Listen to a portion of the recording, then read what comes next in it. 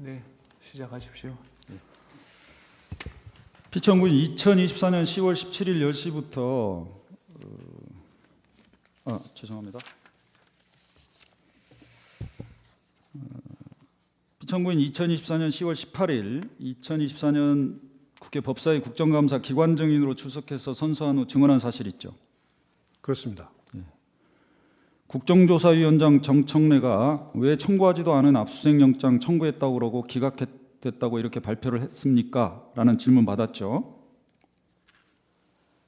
그 질문에 앞서서 법사위원장께서 도이치로 영장을 청구했던 것이냐, 코바나 사건으로 청구했던 것이냐 질문을 하셔서 제가 실질적으로 형식적으로는 코바나로 청구한 게 맞다라고 제가 확인을 해드렸습니다. 그 다음 질문이 아마 지금 변호인께서 대리인께서 질문하시는 내용 같습니다. 이 질문의 피청구인은 당시 서울중앙지검 반부패 수사 2부에서 코바나 컨텐츠 사건하고 도이치모터 사건을 같이 수사를 했다. 동시에 수사를 진행하면서 권모 씨라는 분과 지금 이 사건 피의자가 같은 사람이기 때문에 같은 수사팀이 그 수사를 진행하면서 어떤 때는 두 가지의 피의 사실을 같이 쓰기도 하고 또 어떤 때는 단독으로 넣기도 하였다라고 답변한 사실이 있죠. 네, 그렇게 답변했습니다. 이 답변을 할 때 사실관계 확인하고 답변했습니까? 제가 수사팀으로부터 보고받은 내용에 기초해서 답변을 했습니다. 수사팀한테 어떻게 보고를 받았습니까? 지금 말씀드린 그대로 보고를 받았습니다. 그 두 가지의 피의 사실을 같이 쓰기도 하고 어떤 때는 단독으로 넣기도 했다. 이게 무슨 말입니까? 어떻게 보고를 받았길래 이렇게 답변을 했습니까? 그 국회에 제출한 압수수색 영장 청구 내역에 보시면 도이치 사건만으로 압수수색한 것도 있고 도이치 코바나 사건 두 개를 같이 묶어서 청구한 사건들도 있고 그 증거 아마 청구 대리인 쪽에서 제출하신 증거에 보시면 그 부분이 명확하게 돼 있습니다. 검찰이 2020년 11월 9일 김건희에 대해 영장 청구한 것은 코바나 사건에 대한 것은 맞죠? 네, 국회에서도 형식적으로는 그게 맞다고 말씀드렸습니다. 코바나 사건은 뇌물수수, 부정청탁 금지법 위반, 그다음에 변호사법 위반 혐의이고 도이치 사건은 시세조정, 주가 조작에 관한 것으로 자본시장법 위반에 관한 혐의죠. 죄명은 그게 맞고요. 기본적으로 이제 도이치모터스 관련한 청탁금지법 또는 말씀하신 것처럼 뇌물수수가 있었는지는 모르겠지만 그 부분이 도이치모터스 사건을 그 경찰에서 하고 있는 내사를 무마하는 조건으로 도이치모터스가 김건희가 운영하는 법인에 후원했다. 그게 이제 청탁금지법이다. 이런 취지거든요. 그래서 그 내용이 연관은 돼 있습니다. 형식적으로는 그게 딱 잘라질지는 모르지만 그래서 같은 수사팀이 같은 시기에 수사를 했던 거라고 제가 보고를 받았습니다. 영장을 청구하는데 자본시장법 위반 범죄 사실이 들어가 있지 않으면 그거는 영장 청구를 한 게 아니지 않습니까? 네, 그거는 제가 그래서 근데 뭘 형식적으로는 코바나인데 범죄 사실이 같이 들어가 있었다 이렇게 계속 주장을 하는 겁니까? 아직도? 지금 제가 드린 말씀은 당시 11월 9일에 청구했던 건 형식적으로 코바나 사건으로 청구한 게 맞다고 말씀드렸습니다.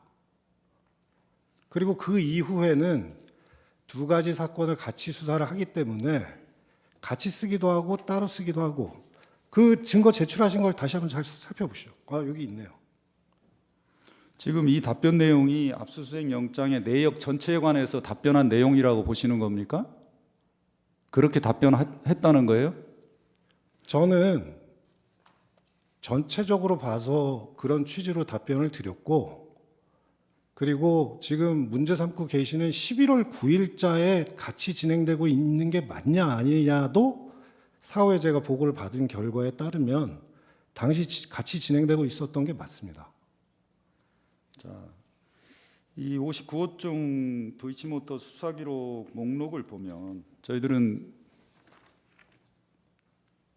도이치모터스 수사 착수는 2020년 11월 18일에 처음 착수 경위에 대한 보고 자료가 있고요. 그 앞에를 좀 보여주시죠. 이렇게 하지 마시고 그 앞에 그 전 페이지가 있지 않습니까? 11월 5일자 수재 사건 기록 목록이 있던데요. 제가 보니까. 예, 있습니다. 근데 그걸 왜 안 보여주시고 이렇게 얘기하시면 안 되는 것 같습니다. 자, 그리고 제가 사후에 보고 받은 바로 당시 수사 보고서를 제가 봤는데 거기에 정확하게 써 있습니다. 11월 3일자로 그 금감원에 의뢰했던 그 분석이 그 회신이 와서 11월 5일자로 수재 사건으로 반부패 2부에서 등록을 했다. 그런데 2020년 4월부터 고발이 개시돼서 수사가 쭉 계속되고 있는데 이제는 그래서 이제 같이 수사를 한다. 이런 식으로 쭉 설명이 돼 있습니다. 피청구인, 저는 수사 전문가가 아니지만 이 수사 기록 목록만 보더라도 그러니까 수사가 그 앞에 목록을 보여주시죠. 자, 보여주세요. 수사가 어떻게 진행되었는지가 잘 알 수 있습니다. 즉 2020년 4월에 고발장이 접수됐지만 제대로 된 수사는 이루어지지 않았고요. 당시에 심리 분석 의뢰를 심리 분석 의뢰는 당연히 와야만 주가 조작에 대한 수사가 진행될 수가 있는 겁니다. 그럼 수사가 안 되는 겁니까? 수사가 진행되고 있는 건 맞지 않습니까? 자, 제가 그 말씀을 드리려는 게 아니고 주범에 대한 피의자 신문 조사나 이런 게 전혀 없이 계좌 영장에 대한 내역 확인도 없이 바로 영장을 청구할 수가 없습니다. 영장 범죄 사실을. 그리고 피청구인 최재훈도 주가 조작 관련해서 범죄 사실 들어가 있지 않다고 지금 얘기를 했어요. 안 들어가 있었습니다. 제가 또 말씀드렸지 않습니까? 코바나 사건으로만 영장이 청구됐다. 근데 지금 국회에서 답변 내용도 보면 국회에서 지금 가장 문제 삼는 게 뭡니까? 17일 날 기자회견으로 인해서 모든 신문이 영장 청구했는데 법원이 기각했다. 그래서 우리가 어떻게 수사를 하느냐? 그 얘기 답변 때문에 국정감사에서 그게 논쟁이 된 거 아닙니까? 국정감사 때 제가 명확하게 말씀을 드렸죠. 그 전날 이제 그 브리핑 과정에서 그 일이 있었고 저는 브리핑에 참석을 안 해서 어떤 일이 있었는지 모르지만 그 부분이 문제가 됐다고 해서 제가 국정감사 때 정확하게 말씀을 드렸습니다. 자, 피청구인 당시 국정감사위원인 유상범 의원이 계좌주, 즉 전주 중에 압수수색영장 청구해서 계좌 추적을 한 사람은 김건희 여사 외에는 다른 사람 있습니까? 라는 질문에 피청구인 없습니다라고 답변한 사실 있죠? 네. 검찰은 2021년 9월 7일 계좌주 전주 중 한 명인 이승근에 대해서 압수수색한 사실이 있죠? 제 사후에 보고받아서 알고 있습니다. 그러면 이 답변을 할 때는 그 사실을 몰랐습니까? 제가 이승근이라는 사람이 그 수사 과정에 등장한다는 것은 아는데 그 사람에 대해서 수사가 어느 정도 됐는지까지는 그때까지는 제가 알 수가 없는 상황이었습니다. 그러면 이승근이 누군지는 알고 있었어요?